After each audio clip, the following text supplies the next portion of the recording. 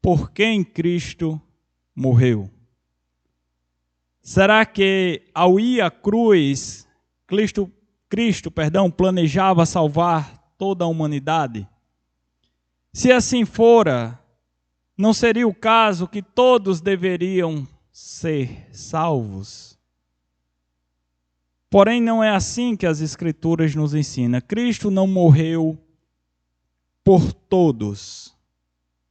Apesar de que a sua morte, o seu sangue tem poder para salvar a todos. A Bíblia, ela proclama uma expiação limitada para um povo específico, para o povo eleito de Deus, pelo qual Cristo verteu o seu precioso sangue. Não simplesmente para possibilitar o perdão dos pecados, mas para aniquilar, pelo seu sacrifício, o pecado. Hebreus 9:26 vai nos dizer isto. Cristo não carregou os pecados de toda a humanidade, porque alguns ainda que perecerão nos seus próprios pecados, conforme Cristo mesmo afirmou no Evangelho de João, capítulo 8, versículo 21. Ele não foi feito maldição em favor de todos os descendentes de Adão, porque Mateus 25, capítulo 25, verso 41, vai nos dizer que naquele dia, no dia do juízo, ele dirá a muitos: apartai-vos de mim, eu nunca vos conheci. A soberania de Deus, Filho, na salvação, é o tema que nós vamos meditar esta noite. Mateus capítulo 11, versículos 25 a 27 diz: por aquele tempo, exclamou Jesus, graças te dou, ó Pai, Senhor do céu e da terra, porque ocultastes estas coisas aos sábios instruídos e as revelaste aos pequeninos. Sim, ó Pai, porque assim foi do teu agrado. Tudo me foi entregue por meu Pai. Ninguém conhece o Pai, ninguém conhece o Filho senão o Pai, ninguém conhece o Pai senão o Filho. E aquele a quem o Filho quiser revelar. Ó Deus, te damos graças, Senhor Deus, pela salvação em Cristo, por esse maravilhoso projeto, Senhor Deus, em salvar pecadores como nós, em resgatar-nos dos nossos males, dos nossos pecados, de tudo quanto fazemos diante de Ti, Deus. Te pedimos perdão. Te agradecemos pela salvação. Nos instrui pelo Teu Santo Espírito, nos faz amar a Tua palavra e obedecê-la e praticá-la em nome de Jesus. Amém. Irmãos, nestes versículos nós estamos aqui diante, mais uma vez, de uma poderosa declaração sobre a soberania de Deus, sobre tudo que Deus rege, como Ele faz, seja nas questões humanas ou não, inclusive na salvação. Cristo afirma que a tarefa de realizar a vontade do Pai foi confiada a Ele. E Ele a cumpriu. Cristo afirma que ninguém conhece o Filho senão o Pai. E ninguém conhece o Pai senão o Filho. Cristo afirma que isto foi do agrado de Deus, fazer todas as coisas desta maneira.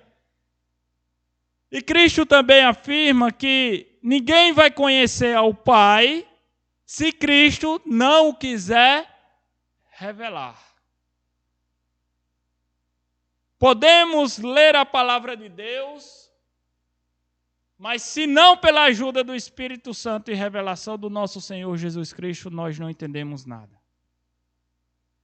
Quantas pessoas sem Cristo, incrédulas, pegam esta palavra, tentam esquadrinhá-las de trás para frente, de frente para trás, sem sucesso. Não passam de palavras, não conseguem compreender algo que é tão simples, o homem pecador ofendendo ao Senhor. tendo Jesus Cristo como seu Salvador e propiciação pelos seus pecados. Sacrifício aceito por Deus. Falando assim é algo tão simples, irmãos. Agora, por que o mundo não entende? Por que as pessoas lá fora não conseguem compreender uma mensagem tão singela, mais profunda como esta? A resposta é: eles só vão compreender quando Cristo quiser revelar.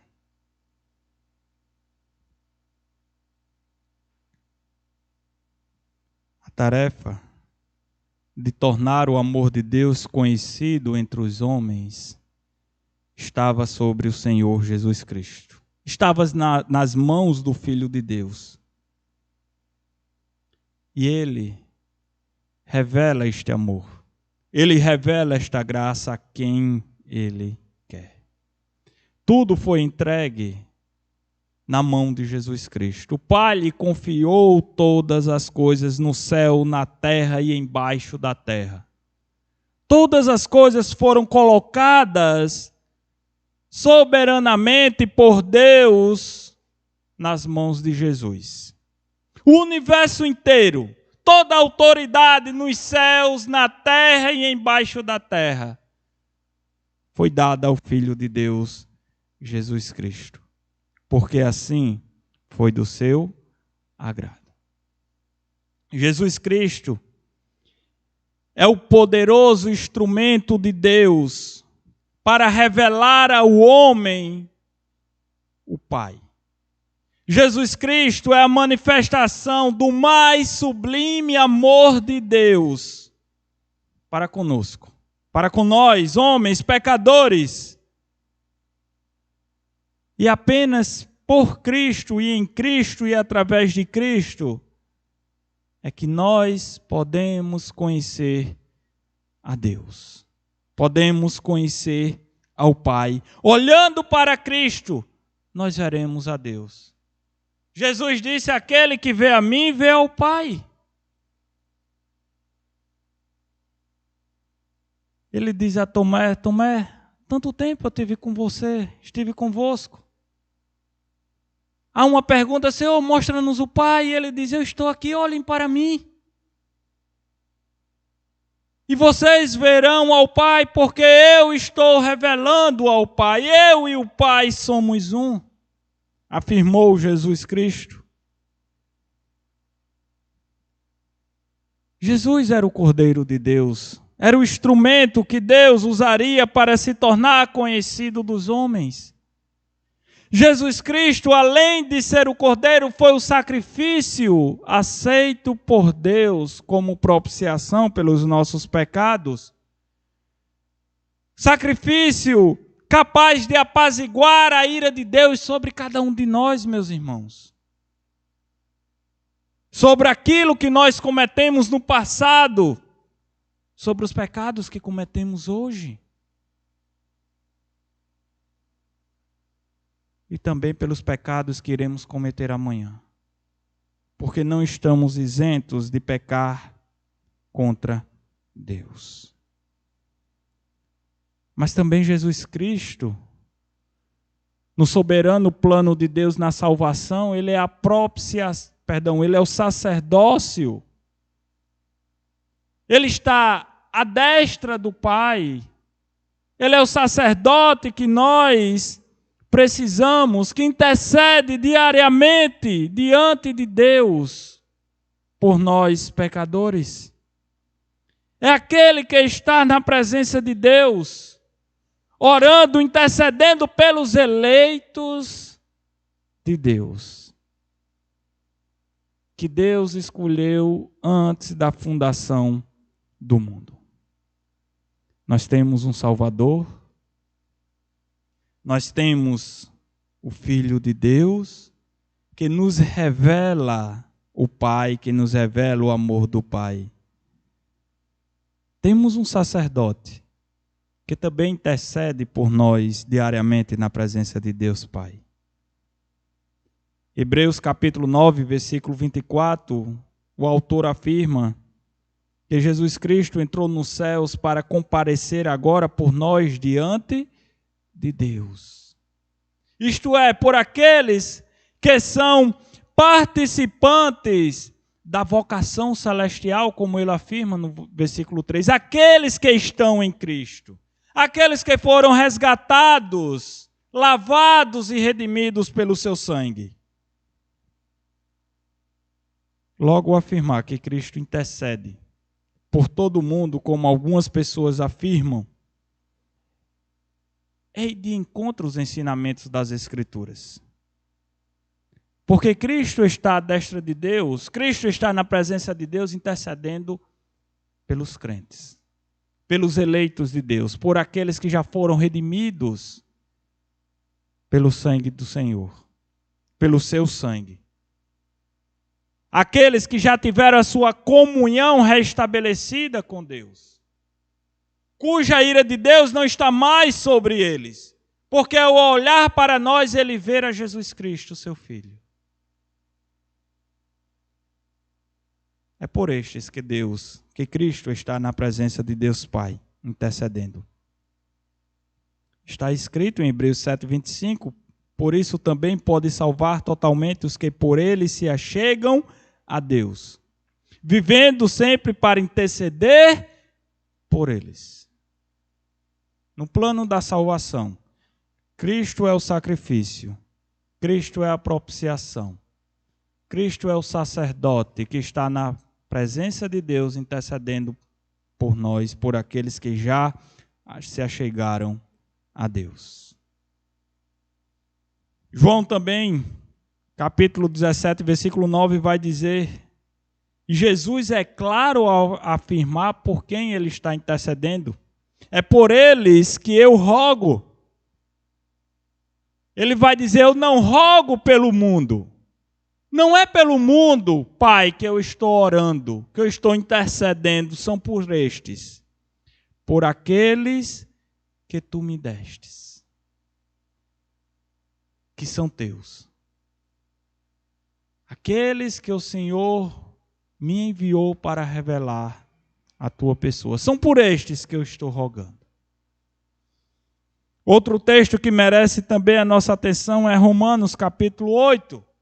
O versículo 33 diz, surge uma pergunta, melhor dizendo, quem intentará acusações contra os eleitos de Deus? E em seguida nós temos a resposta, é Deus quem os justifica. Quem os condenará? É Cristo Jesus, que morreu ou antes, quem ressuscitou, o qual está à direita de Deus e também intercede por nós. A intercessão de Cristo, a oração de Cristo, não é pelo mundo. Ele mesmo declarou, eu não rogo pelo mundo, eu não oro pelo mundo. Eu oro por estes, pelo rebanho, pelos teus filhos, ó Pai,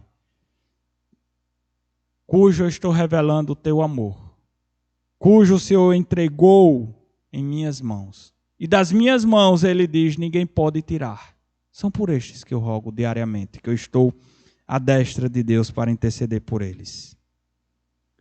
E aqui, meus irmãos, nós não podemos ignorar o fato que esta carta aos Romanos também foi escrita a crentes, a igreja de Deus, chamado para serem santos, conforme nós lemos lá no versículo 7 do capítulo 1. Temos um Deus que é soberano, um filho que Deus entregou tudo em suas mãos, todas as coisas, quer no céu, na terra ou embaixo da terra, está sobre o seu poder. E este filho, ele vai revelar o amor de Deus, a grandeza de Deus, as coisas de Deus, a quem ele quiser. Isto é a soberania divina.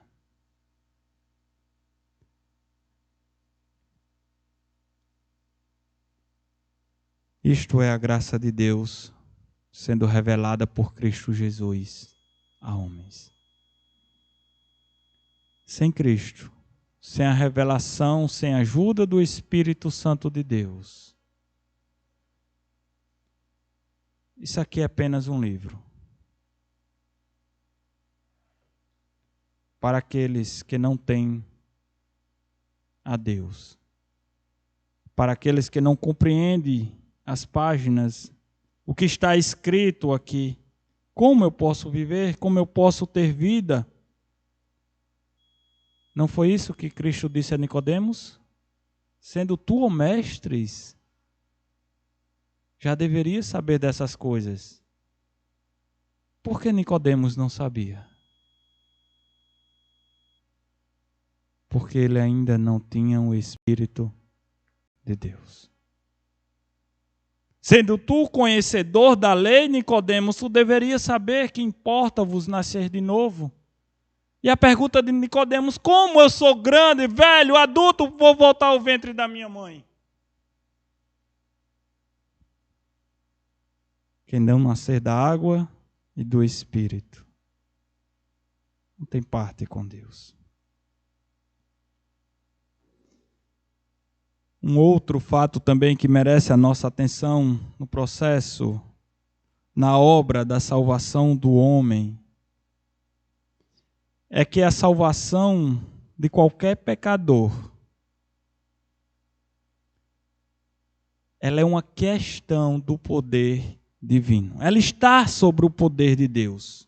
Por natureza, o pecador, ele se acha em estado de inimizade com Deus. As pessoas podem até dizer: eu conheço a Deus. Muitos dizem: eu conheço a Cristo. Mas este conhecimento que as pessoas afirmam ter de Deus é apenas um conhecimento superficial, raso. É como eu chegar para qualquer um de vocês e perguntar: olha, você conhece, sei lá, o presidente dos Estados Unidos? Aí você conhece, né? Joe Biden. Você conhece o presidente do Brasil? Ah, conheço. Não é este conhecimento que Cristo afirma aqui no versículo 27, que ele vai revelar às pessoas. Não é deste conhecimento que Cristo traz para aqueles que são salvos.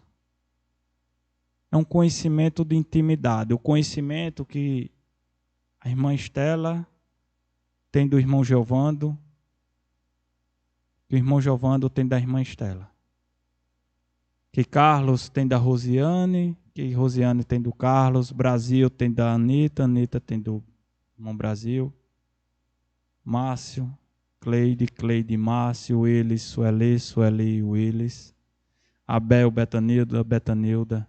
É deste conhecimento, um conhecimento íntimo, que Cristo só revela àqueles que são de Deus. Que só tem este conhecimento aqueles que são de Deus.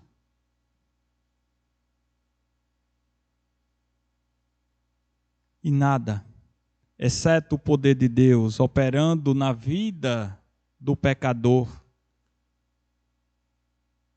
pode trazê-lo a Cristo. João capítulo 6, versículo 44, Jesus vai afirmar: ninguém pode vir a mim se o Pai que me enviou não o trouxer. Ninguém vai chegar a Cristo se o Pai não o trouxer. E ninguém vai conhecer o Pai se Cristo não o revelar. Os irmãos conseguem enxergar aqui uma obra em conjunto, harmônica, que está integrada. Os eleitos de Deus vão vir a Cristo e Cristo vai revelar o amor de Deus a eles, a graça de Deus a eles.